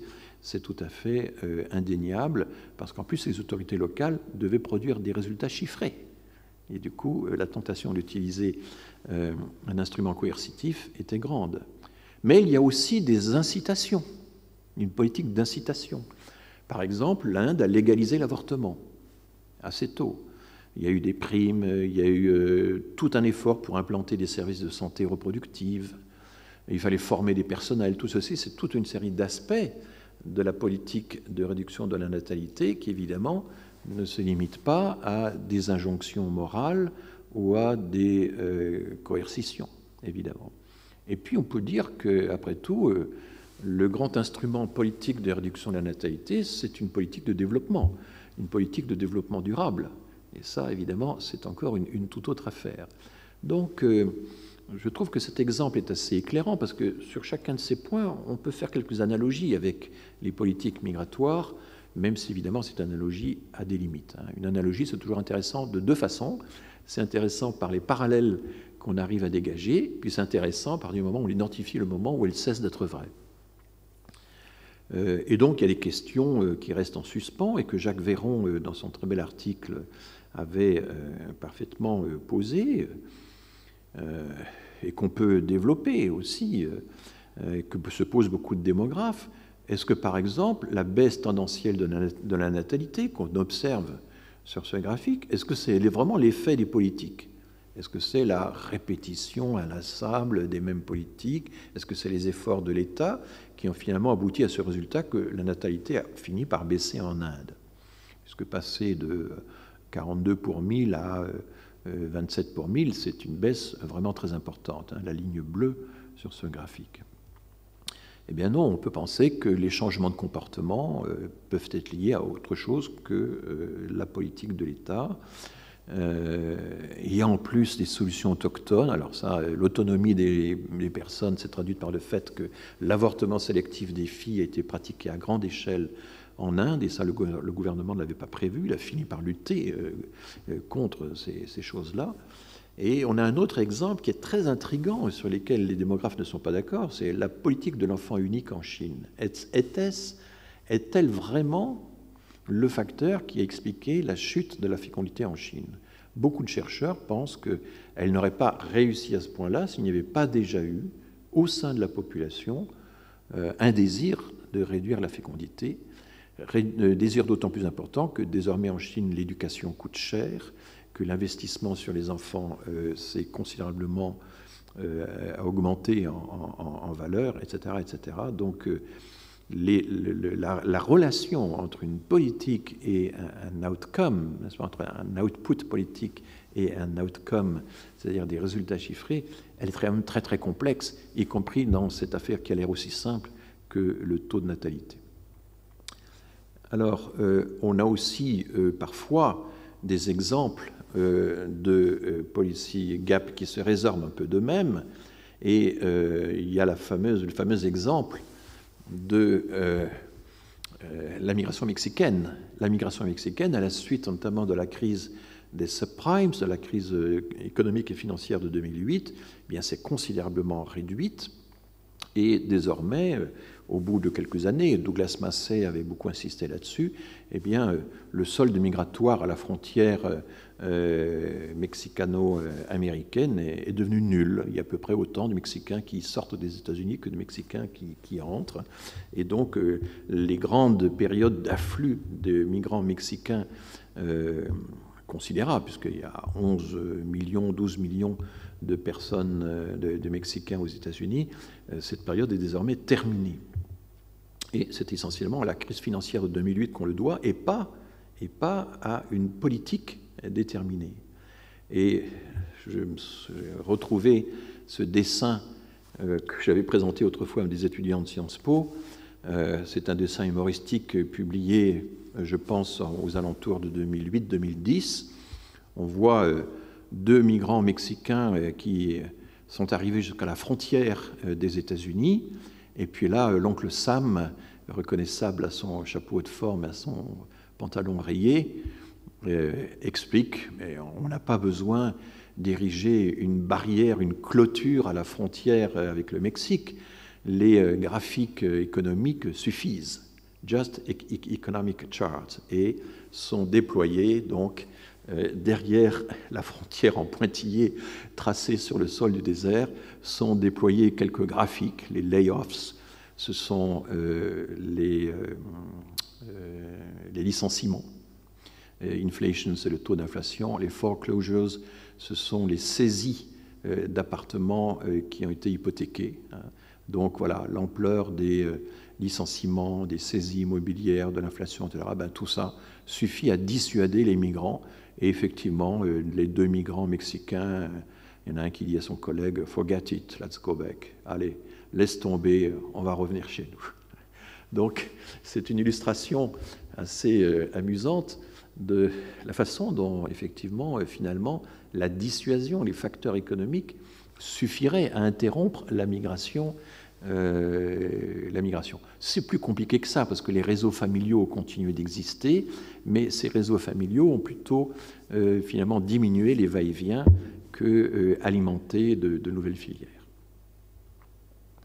Et là, vous avez ici, il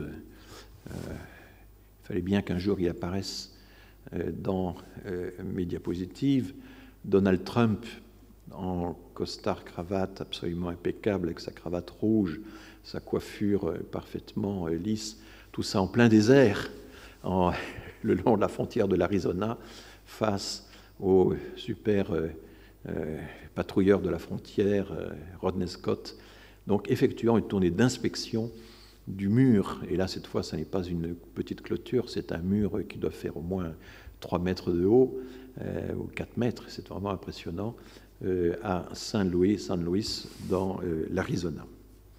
L'Arizona qui, je le rappelle, et j'en parlerai tout à l'heure, avait une loi d'immigration très dure, mais qui en même temps vient de basculer du côté de Joe Biden dans l'élection américaine, l'élection présidentielle d'il y a quelques semaines. Donc, c'est un paradoxe qui a été souligné par Douglas Massey, c'est que Donald Trump a construit le mur, a investi des fonds considérables dans le mur, il n'a pas réussi à faire financer ça par le Mexique, au moment même où la migration mexicaine, en fait, s'était complètement tarie. Alors finalement, c'est la migration de l'Amérique centrale, c'est la migration de l'Amérique centrale qui essaie d'entrer aux États-Unis actuellement et qui transite par le Mexique, mais plus la migration mexicaine. Alors, essayons de voir un peu comment la théorie du policy gap essaie de démontrer sa validité. Et là, il faut entrer un peu dans le détail de ce que sont les études de sciences politiques, notamment aux États-Unis. Ce sont des études qui se veulent très objectives et qui définissent d'abord de façon très précise les variables dépendantes, c'est-à-dire les phénomènes qu'on veut expliquer, les résultats obtenus, pourquoi sont-ils si bas, pourquoi sont-ils en deçà des attentes. Et puis, je présenterai ça tout à l'heure, les variables indépendantes, c'est-à-dire les facteurs explicatifs. Qu'est-ce qui explique que le policy gap? Comment expliquer le fait que les résultats soient si souvent en deçà des espérances? Mais d'abord, et ça c'est la démarche suivie par Jim Holyfield et en fait tout un mouvement de sciences politiques aux États-Unis, il faut d'abord détailler un peu plus, entrer dans le détail des variables dépendantes. Il ne s'agit plus, comme autrefois, de prendre comme critère le volume des migrants, le flux d'entrée des migrants. C'est un objectif apparemment simple, commun. La Suisse, par exemple, je cite souvent cet exemple, avait dans les années 70 décrété l'OLE, ordonnance pour limiter le nombre des étrangers. Vous voyez, une ordonnance qui affichait de façon extrêmement claire son objectif.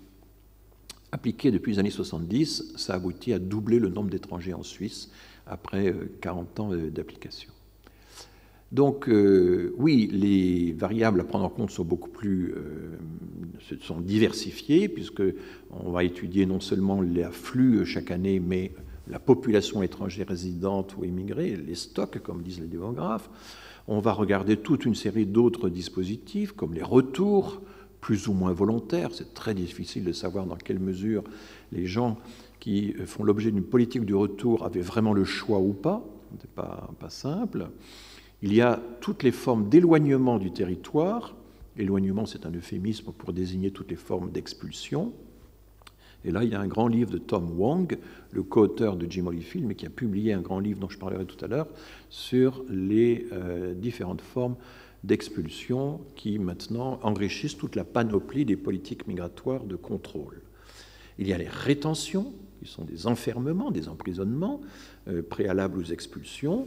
Et puis il y a aussi, là également j'en parlerai, là je me contente pour l'instant d'énoncer un certain nombre de pratiques, il y a des stratégies de dissuasion, c'est-à-dire rendre la vie impossible aux demandeurs, attrition through enforcement, réduire peu à peu la pression migratoire, la demande, la volonté de s'installer à travers enforcement, l'application stricte de la loi. Alors, cette méthode d'analyse, identifier de façon très précise toutes les variables dépendantes, tous les dispositifs dont on veut mesurer en quelque sorte l'efficacité, cette méthode d'analyse, on le voit, elle privilégie des objectifs quantitatifs. Et on avait vu ça notamment lors de la formation du ministère de l'Immigration et de l'Identité nationale en 2007. Effectivement, il y avait désormais un rapport à fournir au Parlement chaque année, dans lequel figurait toute une série d'indicateurs statistiques destinés à évaluer les progrès de la politique migratoire de contrôle. Le problème, c'est que les attentes d'une partie des politiques ou du public ne sont pas de nature quantitative, ou en tout cas, si elles sont de nature quantitative, visent des cibles qualitatives, certains types de migrants, certaines origines, certaines religions, certaines bases culturelles. Et là-dedans aussi, évidemment, il faut bien citer la race supposée, n'est-ce pas, l'apparence physique, etc., des personnes, puisque toutes ne sont pas désirables au même degré dans l'opinion publique ou dans nos perceptions ou dans nos cerveaux. Et puis, il y a un autre aspect qualitatif, c'est le niveau de qualification, qui n'est pas simplement quelque chose qui se mesure, c'est bien du qualitatif.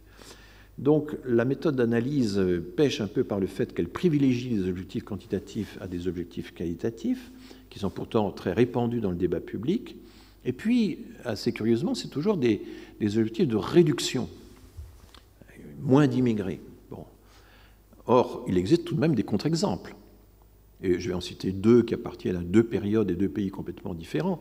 Mais le Canada a encore annoncé récemment qu'il se fixait des objectifs pour les 3 prochaines années qui seraient d'introduire 400 000 personnes par an, alors qu'auparavant c'était 300 000, 330 000.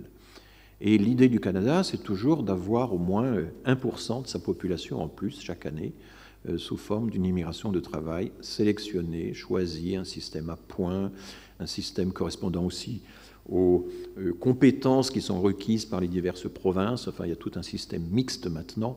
Il y a un système express, qui est le nouveau nom du système à points, et puis il y a un programme de comblement des pénuries de main-d'œuvre dans les métiers à tension, qui sont plutôt les programmes des provinces, même s'il y a des interactions maintenant entre le programme fédéral et les programmes de province.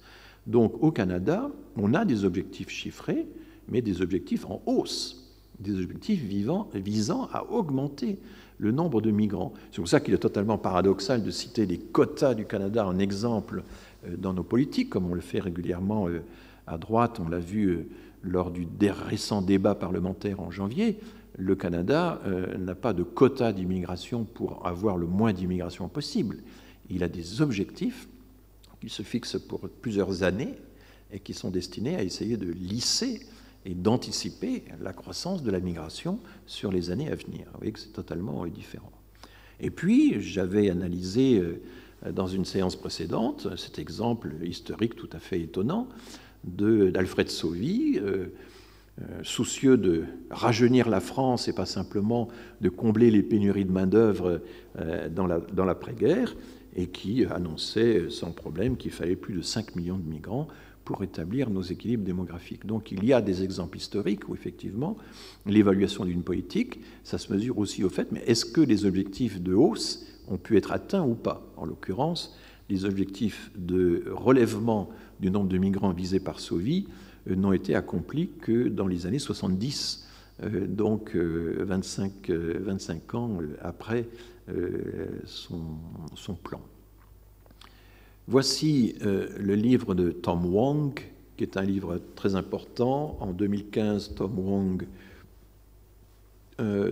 chercheur américain en sciences politiques, a publié un livre vraiment considérable qui s'appelle « Rights, Deportation and Detention in the Age of Immigration Control », les droits, les expulsions, il ne faut surtout pas traduire par déportation, évidemment, c'est tout ce qui est donc les expulsions à la frontière, et detention, donc la rétention, l'enfermement, à l'âge du contrôle de l'immigration. Donc c'est une analyse quantitative, là encore, des pratiques de contrôle et de leurs effets dans 25 pays. Il y a des pays des Amériques, il y a toute une série de pays en Europe. C'est compliqué parce que, par exemple, comment mesurer les rétentions est-ce que c'est le nombre de personnes, le nombre de places?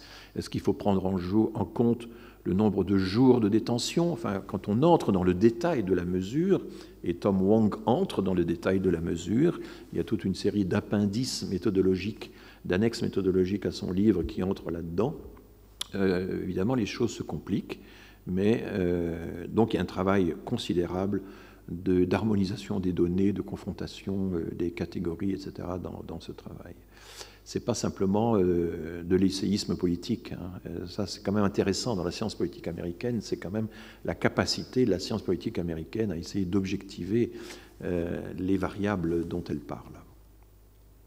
Et parmi ses principales conclusions, c'est un livre très riche, il y a d'abord la démonstration quantifiée, statistique, que les politiques répressives ou les politiques de maltraitance dissuasive, ne dissuadent pas les migrants.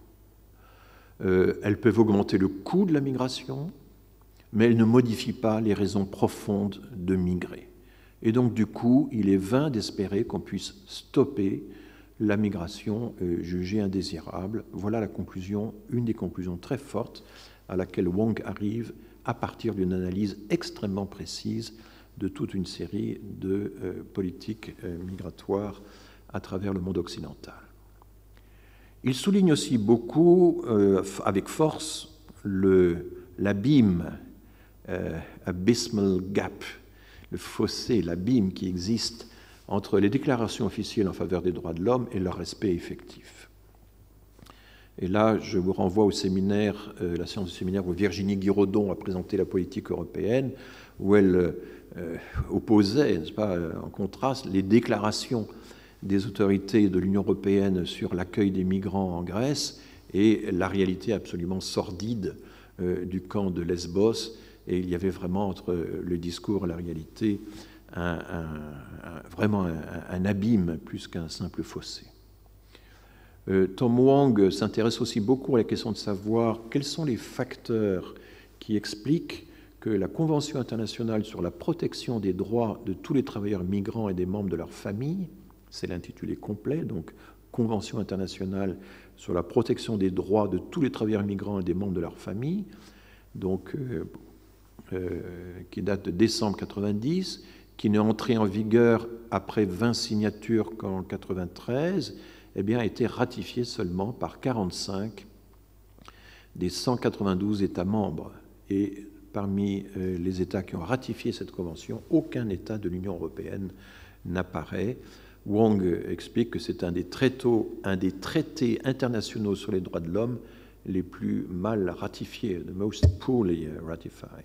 Et voici la carte des pays qui ont ratifié cette Convention internationale sur la protection des droits de tous les travailleurs migrants et de leurs familles. En jaune, c'est les pays qui l'ont signé mais qui n'ont pas encore ratifié. La ratification, c'est un acte parlementaire en général. Et qu'est-ce qui se passe? Eh bien, ce sont les pays du Sud, une partie seulement des pays africains, plutôt le Maghreb et l'Afrique de l'Ouest, qui sont des générateurs de migration importante. C'est toute la façade atlantique de l'Amérique du Sud ainsi que le Mexique, mais pas le Brésil. Et aucun, ni les États-Unis, ni le Canada, ni les pays européens n'ont ratifié cette convention au motif que eh bien, la politique migratoire, c'est leur privilège souverain et qu'il n'est pas question de se dicter des normes de l'extérieur, fût-ce et notamment pas par les pays d'origine. Donc voilà un des grands échecs des instruments internationaux élaborés par l'ONU. Donc Wang fait toute une analyse quantitative des raisons pour lesquelles certains pays signent ou ne signent pas cette convention. Je m'arrête sur ces différentes formes d'éloignement, puisque régulièrement on confond un peu toutes les catégories. Et là, il y a plusieurs présentations qui existent. Vous en trouverez une dans les petits livrets du GISTI qui sont très très bien faits. Là, j'utilise Nora El-Kadim, qui est une jeune chercheuse qui a fait sur le site La Vie publique une présentation très très claire que j'exploite. Je cite ma source. Il faut distinguer en France l'OQTF, l'obligation de quitter le territoire français, qui est donc proclamée par la préfecture une fois qu'elle a refusé un titre de séjour ou refusé le renouvellement d'un titre de séjour. L'arrêté de reconduite à la frontière, avant 2011, c'était quelque chose qui suivait l'OQTF non accompagné, mais désormais c'est un sens beaucoup plus fort, c'est beaucoup plus rare.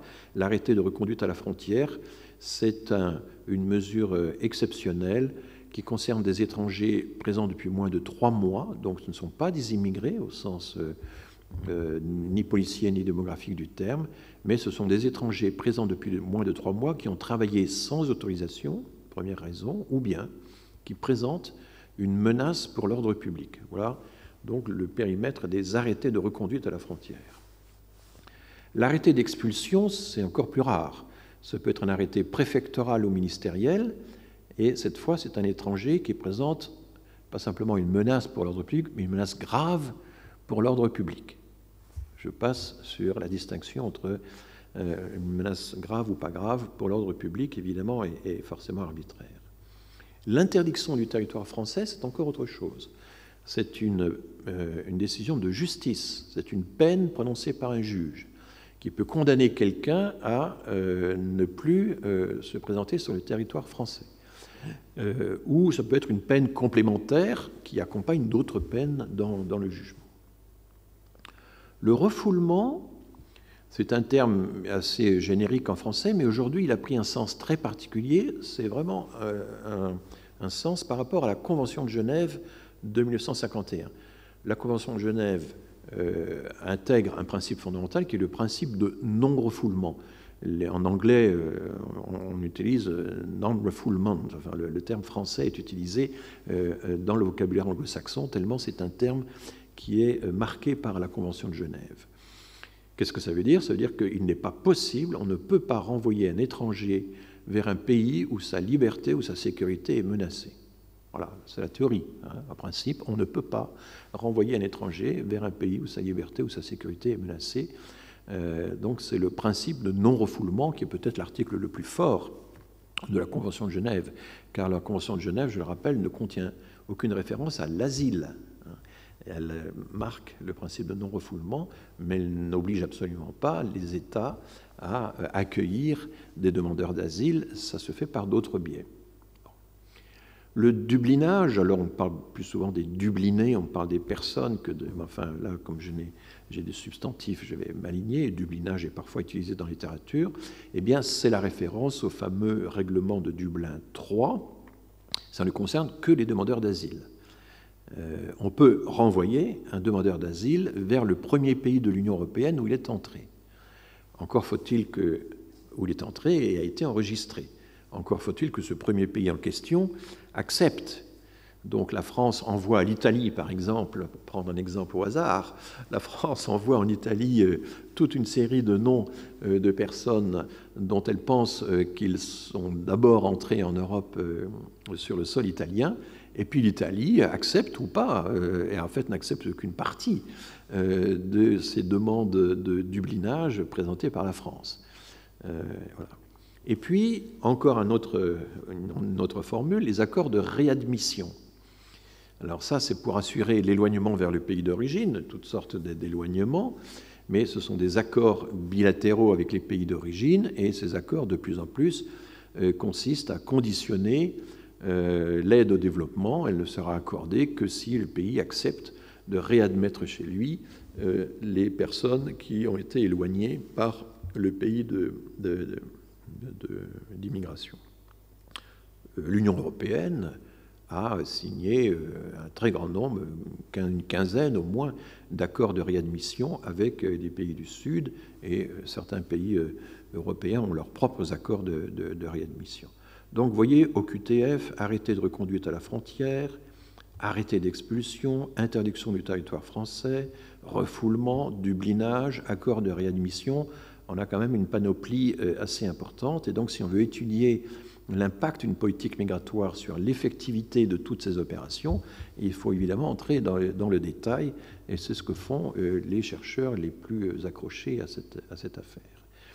Il y a une autre formule que j'ai déjà commencé à utiliser tout à l'heure, c'est « attrition through enforcement ». Le fait de grignoter, de réduire, de diminuer la propension à entrer sur le territoire à travers enforcement, l'application stricte de la loi. Et en fait, c'est une espèce de harcèlement légal, de harcèlement dissuasif des illégaux, puisque vous savez que sur le territoire américain, il y a à peu près, au moins, 12 millions de migrants illégaux, et donc un certain nombre de bons auteurs ont présenté une solution qu'ils disent être modérée, qu'ils disent être intermédiaire. Il est impossible d'expulser ces 12 millions de personnes, on n'y arrivera jamais, c'est des volumes beaucoup trop massifs, ça susciterait des réactions très négatives, et on ne peut pas non plus, il n'est pas question, à l'inverse, de régulariser la totalité de ces personnes. Alors, essayons de trouver une solution intermédiaire, ni régularisation complète, ni expulsion générale. Et notre stratégie sera une stratégie finalement probabiliste. Il s'agit d'accroître le risque de détention, de poursuite judiciaire, de départ.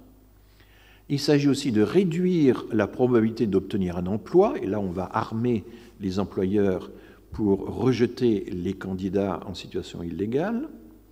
Et le résultat de tout ça, c'est faire en sorte que le migrant illégal eh bien finalement, il n'y a pas d'autre solution rationnelle, car tout ceci se veut rationnel, on mise en quelque sorte sur un calcul d'intérêt de la part du migrant, eh bien le migrant, face à tous les obstacles qu'on a dressés devant lui, n'aura pas d'autre solution rationnelle que de quitter le territoire par lui-même.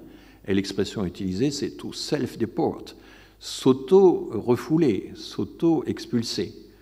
En clair, en bon français, on va lui rendre la vie impossible pour qu'il s'en aille. Voilà ce que ça veut dire très clairement. Évidemment, cette solution dite intermédiaire est quand même extrêmement marquée vers l'objectif final qui est bel et bien l'expulsion et pas l'intégration. Alors il y a des dispositifs et des outils divers qui sont promus par les défenseurs de la méthode. Je vous dis tout de suite, dans une prochaine séance, je raconterai en détail la politique migratoire de Donald Trump, ce qu'elle a réellement fait, ce qu'elle a réellement pratiqué, les résultats qu'elle a donnés, et la grande difficulté qu'il va y avoir pour Joe Biden à reconstituer une politique migratoire comme elle existait avant. Peut-être n'y arrivera-t-il jamais.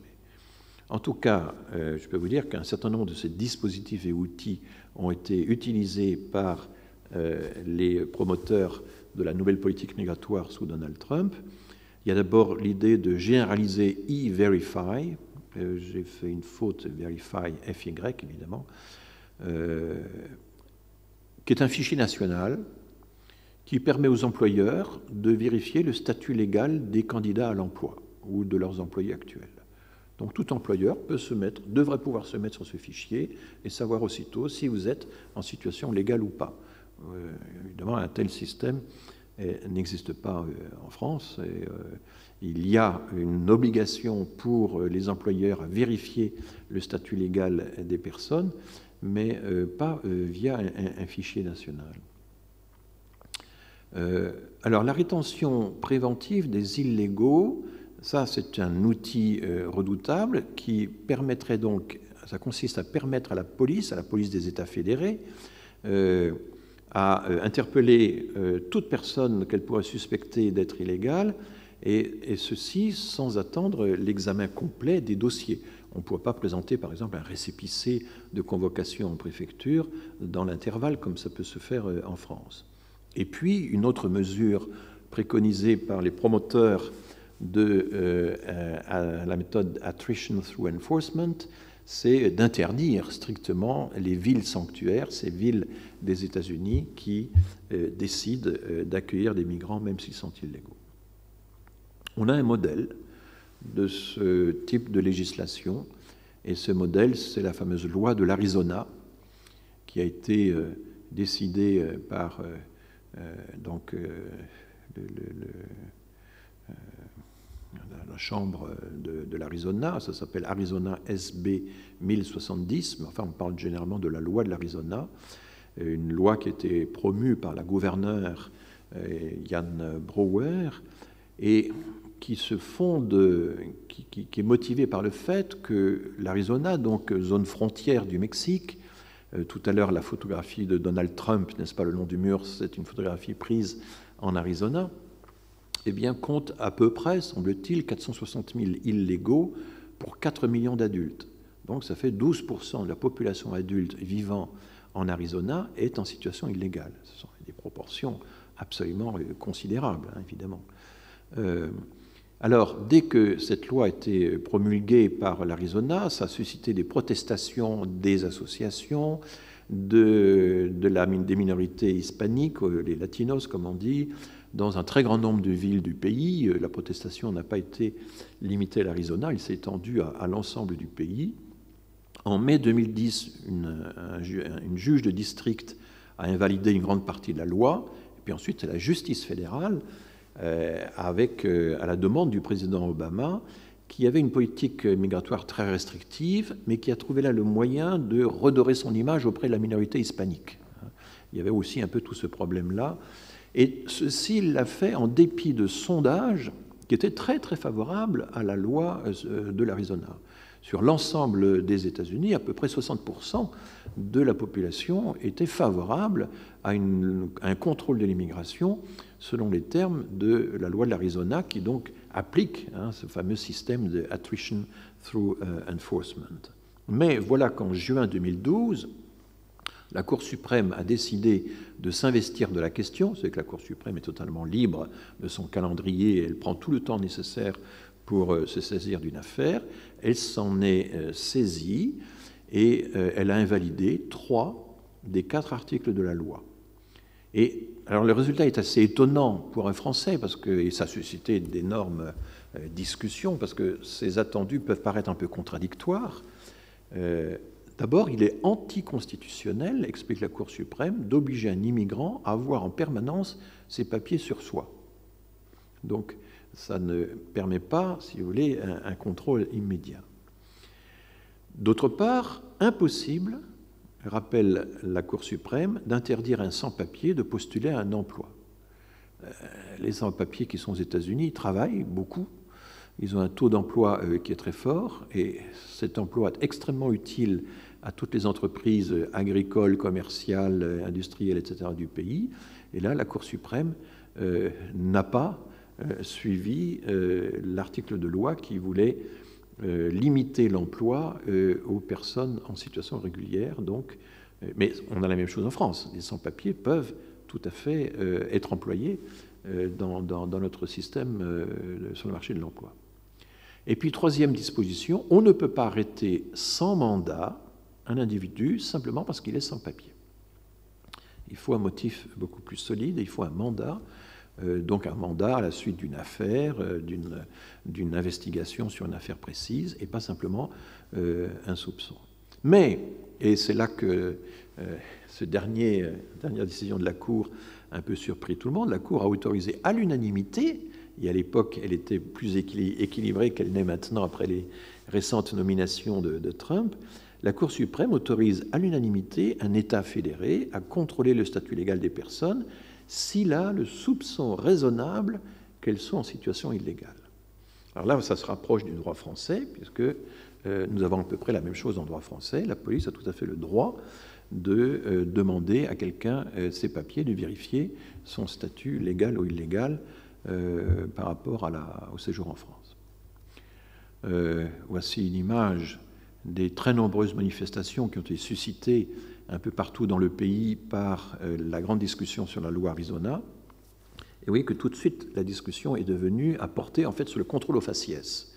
La loi de l'Arizona a été considérée comme une loi permettant à tout policier à tout moment d'interpeller quelqu'un en fonction de son apparence physique, et ce sont les hispaniques, les latinos, qui étaient évidemment visés en premier, c'est eux qui constituent les gros bataillons de l'immigration irrégulière en Arizona, et donc cette loi était perçue comme une sorte d'autorisation systématique du contrôle au faciès aux États-Unis. D'où les pancartes brandies par ces manifestants: Brown skin is not a crime, la peau brune, et la peau brune ça veut dire hispanique, n'est pas un crime.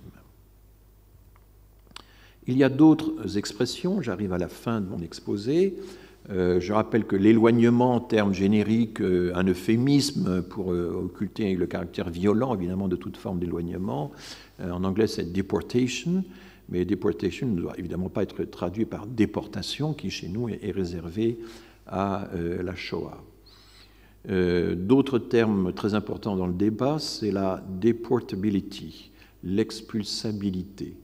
Ce n'est pas un terme juridique, c'est un terme d'analyse sociale qui souligne le fait que la main-d'œuvre sans papier est très vulnérable, elle est précaire, elle est donc facile à exploiter, et au fond, l'idée, c'est utiliser une main-d'œuvre expulsable, c'est évidemment la tenir à sa merci. Et là, il y a le grand livre dont j'ai déjà parlé il y a 2 ans, de Saskia Sassen, Expulsion, qui est une sorte de systématisation un peu de cette idée, mais je trouve qu'il y a des idées tout à fait intéressantes dans le livre de Saskia Sassen, comme toujours chez ce grand auteur. Un autre terme, c'est les ni-ni. C'est ce qu'on utilise en français. Finalement, avec l'accumulation de toutes ces législations et de tous ces contrôles, la volonté de contrôle et le contrôle du contrôle, eh bien, on arrive à des populations qui sont ni régularisables, ni expulsables. Ce sont des personnes qui ne remplissent pas les conditions requises pour une régularisation, en termes de seuil de ressources, de surface d'appartement, de durée d'attente pour la venue du conjoint, etc., etc. Donc elles ne remplissent pas les conditions requises pour une régularisation, elles n'ont pas par exemple suffisamment d'attaches et suffisamment exclusives avec la France, mais elles ne sont pas non plus expulsables, parce que le pays d'origine refuse de délivrer le laissez-passer consulaire, ou parce qu'il n'y a pas d'accord de réadmission avec le pays en question, parce que si vous êtes renvoyé dans ce pays, et ça c'est le principe de non-refoulement, eh bien vous êtes exposé à un traitement dégradant dans le pays d'origine, à un emprisonnement, etc. Ou bien vous êtes parent d'enfants français, ça fait que de vous une personne non expulsable. Donc il y a toute une série de personnes qui sont ni régularisables, ni expulsables. Et il faut bien distinguer ça de l'expression espagnole « los nini », qui n'a rien à voir et qui désigne une autre population précaire. Ce sont tous les jeunes qui n'ont ni travail, ni études, qui ne sont ni en études, ni en travail, avec toute la mythologie d'une génération paresseuse, enfin, qui existe en Espagne, mais qui est également utilisée par les sociologues pour désigner la précarité de la jeunesse qui a terminé ses études sans avoir encore de travail. Donc ça, c'est encore une autre forme de nini. Je crois que je vais interrompre ici mon cours et je continuerai la fois prochaine. J'ai parlé de toutes les variables dépendantes, les variables à expliquer, les outcomes, les résultats à produire. Et la fois prochaine, je vous parlerai de tous les efforts qu'ont accomplis les chercheurs américains, mais aussi français, pour essayer de décrire les causes, les facteurs qui expliquent le policy gap, qui explique l'incapacité assez générale des politiques migratoires à atteindre leurs objectifs. Ces facteurs peuvent être les intérêts, les lobbies, ça peut être les réseaux familiaux, ça peut être la logique des droits, etc. Je vais entrer dans le détail de ces différentes logiques qui restreignent le pouvoir, qui limitent le pouvoir des politiques migratoires dans les pays occidentaux de façon générale. Merci pour votre attention.